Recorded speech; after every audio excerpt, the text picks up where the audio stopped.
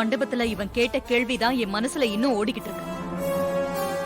என் அம்மா அன்னைக்கு இந்த டிரைவர் இருக்கிற சூழ்நிலையில தான் இருந்தாங்க. நான் எந்த தப்பு பண்ணலன்னு அந்த ராஜா சேதுபதி கிட்ட எவ்வளவோ வாதாடினாங்க. ஆனா அந்த ஆளுதான் தப்பு பண்ணிட்டான். அந்த தப்ப நான் பண்ண மாட்டேன்.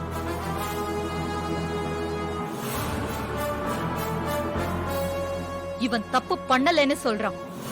அத நிரூபிக்க நாம ஒரு சான்ஸ் கொடுக்கணும். அப்பதான் உண்மை என்னன்னு தெரிய வரும்.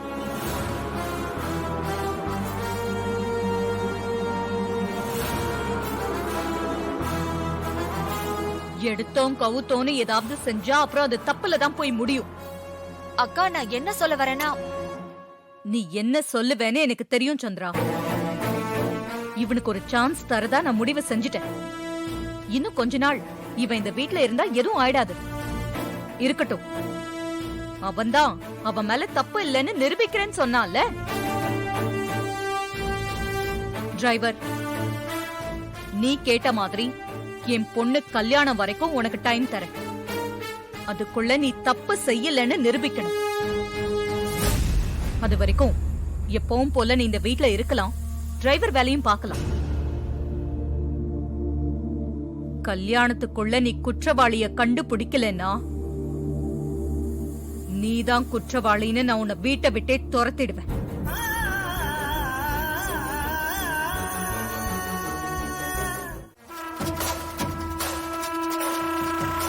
எப்படியோ நிச்சயதார்த்தம் நல்லபடியா முடிஞ்சது. இப்பதான் எனக்கு நிம்மதியாவும் சந்தோஷமாவும் இருக்கு. நீ சொல்றது சரிதான்டா. பல பிரச்சனைகளை தாண்டிதான் உன் நிச்சயதார்த்தம் நடந்திருக்கு. நம்ம டாக்டர் மல்லிகா சாமுண்டீஸ்வரிக்கு ஃப்ரெண்டா இருப்பாங்கன்னு நான் கொஞ்சம் கூட நினைச்சு பார்க்கல. அவங்கள மண்டபத்துல பார்த்ததும் எங்க மாட்டிப்போமோன்னு ரொம்ப திக்குன்னு ஆயிடுச்சு எனக்கு. நீ வேற, எனக்கு உயிரே போயிடுச்சு. நல்ல வேலை, எப்படியோ சமாளிச்சாச்சு. அந்த சாமுண்டீஸ்வரி வீட்டுக்கு நீ மருமகனா போறதுக்குள்ள இன்னும் என்னெல்லாம் பிரச்சனை வரப்போதோ தெரியல. எவ்வளவு பிரச்சனை வந்தா என்ன, அதெல்லாம் சமாளிக்க நீ இருக்கே செல்லம். இங்க பாரு, என்ன நடந்தாலும் எவ்வளவு பிரச்சனை வந்தாலும் நீ அந்த வீட்டு மருமகனா ஆகியே தீரணும். இவ்ளோ நாளா பிளான் பண்ணி கொஞ்சம் கொஞ்சமா காய் நகர்த்தி நிச்சயதார்த்தம் வரைக்கும் உன் கல்யாணத்தை கொண்டு வந்தாச்சு. அது வீண் போக கூடாது. இந்த கல்யாணம் நல்லபடியா நடக்கிற வரைக்கும் இந்த மாயா ஓய மாட்டா. அதெல்லாம் கண்டிப்பா நடக்கும், கவலைப்படாத என் செல்லமே. ஏய், நான் எவ்வளவு சீரியஸா பேசிட்டு இருக்கேன், உனக்கு கொஞ்சம் தான் கேக்குதா? இங்க பாரு, நீ கொஞ்ச நேரம் காணாம போனதும் அந்த சாமுண்டீஸ்வரி அவங்க வீட்டு கார் டிரைவரை மாப்பிள்ளையாக்க பார்த்தா. நான் அப்படியே ஆடி போயிட்டேன் தெரியுமா? கஷ்டப்பட்டு விவசாயம் பண்ணி அது பலன் தர நேரத்துல வேற யாராவது வந்து அறுவடை பண்ணிட்டு போனா உனக்கு எவ்வளவு கஷ்டமா இருக்கும். அந்த மாதிரி என் நிலைமை இருந்துச்சு. எங்க அந்த டிரைவர் மாப்பிள்ளை ஆயிட போறானு நான் ரொம்ப பதறிட்டேன். நல்ல வேலை, கரெக்டா நீ வந்து சேர்ந்துட்ட. சரி, அதான் எதுவும் தப்பா நடக்கல, அப்புறம் எதுக்கு வருத்தப்படுற? இல்லடா, அந்த டிரைவர் ரொம்ப டேஞ்சரான ஆளு. சில விஷயங்களை நிச்சயமா ஸ்மெல் பண்ணிடுவான். அதனாலதான் மண்டபத்துல நான் புடவையே மாத்திட்டேன். அவன் உண்மையை கண்டுபிடிக்க ஏதாவது செய்வான். நாம அவன் கிட்ட கொஞ்சம் ஜாக்கிரதையாவே இருக்கணும்.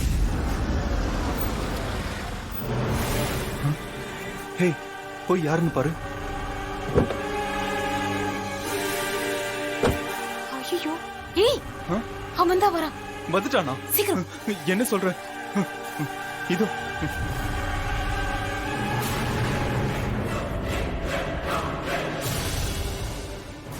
மகேஷ், வாங்க வாங்க வாங்க, உள்ள வாங்க. கண்டிப்பா நம்பியிருப்பான் நம்ம பெர்ஃபார்மன்ஸ் அப்படி.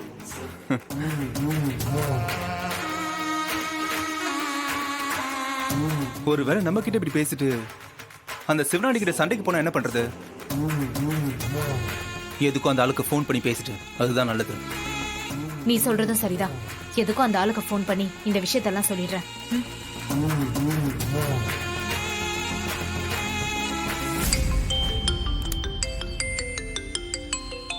மாயா போன் பண்றா.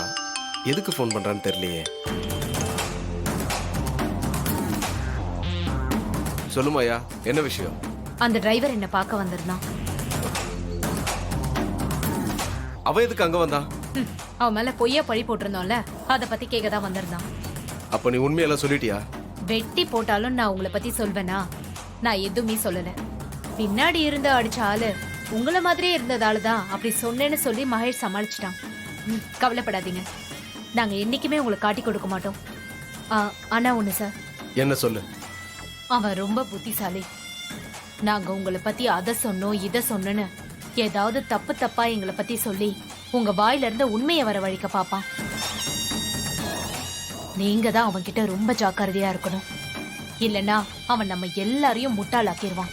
மாயா, அவனை பத்தி எனக்கு நல்லா தெரியும். அவன் பாச்சா என்கிட்ட பலிக்காது. நீ கவலைப்படாத. அவன் வந்தா எப்படி ஹேண்டில் பண்ணணும்னு எனக்கு தெரியும்.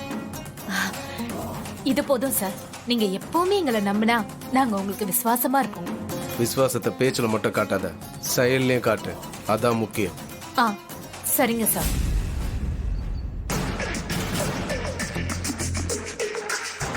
அந்த சிவனாண்டிக்கும் ஃபோன் பண்ணி சொல்லியாச்சு. அந்த டிரைவரால இனிமே எந்த பிரச்சனையும் வராது. நாம நிம்மதியா இருக்கலாம். அப்படியா? அப்ப நம்ம சந்தோஷமா இருக்கலாம். இத பார், இதெல்லாம் கொஞ்ச நாளைக்கு தள்ளி வைக்கணும். இல்லனா பிரச்சனை நமக்கு தான்.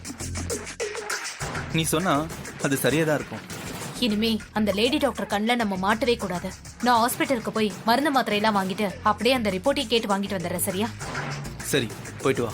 ம்.